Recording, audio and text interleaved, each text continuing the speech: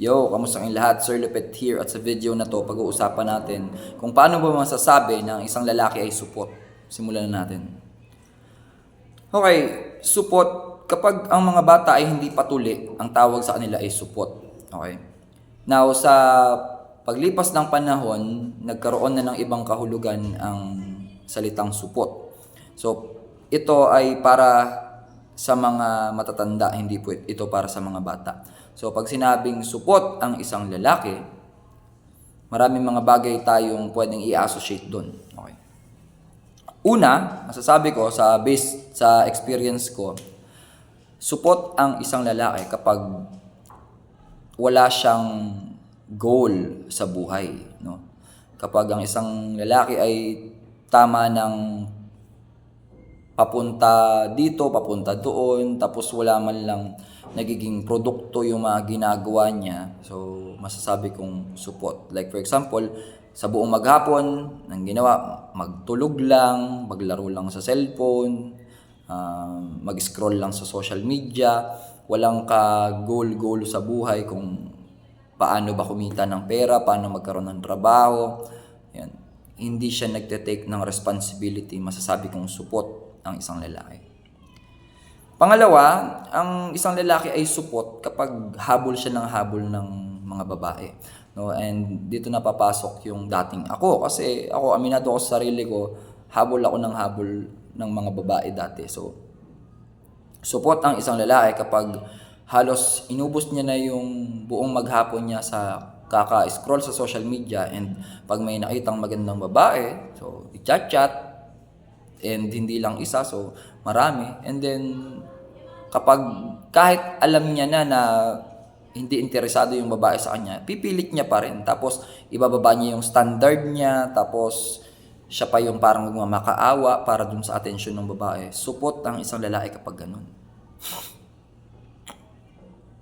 Pangatlo, para sa akin, supot ang isang lalaki kapag hindi niya alam kung ano talaga yung gusto niyang gawin sa buhay. Di ba? So, parang yung number one din, hindi siya guided sa kung ano yung gusto niyang marating. No? So, most of the time, pabago-bago ng isip.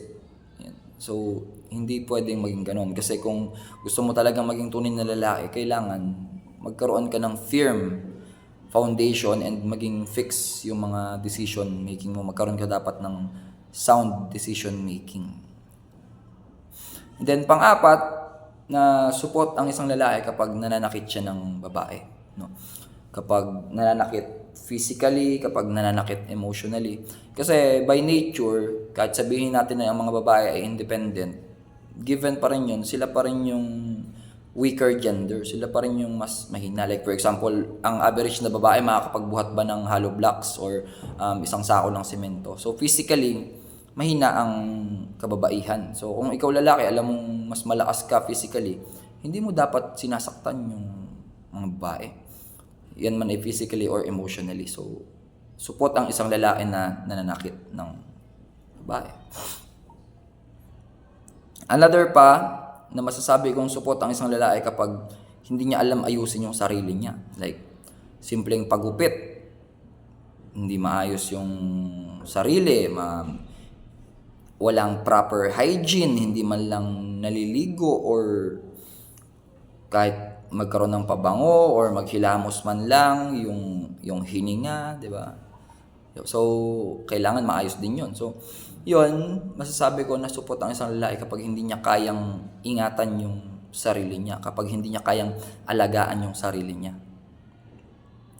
So, yan yung mga bagay na para sa akin ay pagpapakita ng isang lalaki ay support. Paano naman sa'yo? Lagay mo sa comment section, paano masasabi na isang lalaki ay support? Di ba? Ang ganda ng topic natin. So, kung bakit ito ang topic natin, kasi dumating na ako sa point ng buhay ko kung saan ang dami kong na-realize. Kaya yung mga upcoming videos natin ay tungkol na sa anong mga dapat mong gawin para hindi ka maging support. Shout out sa Anti-Support Podcast. Yan. So, pinapanood ko rin kayo palagi. Shout out kay Kuya Sadaw, kay Kuya Josh On Point, at kay Kuya 8 Asset. Yan. So, shout out sa inyong lahat, sa bumubuo ng team ninyo. Yan. Napakalaki ng naitulong ninyo sa improvement ko rin.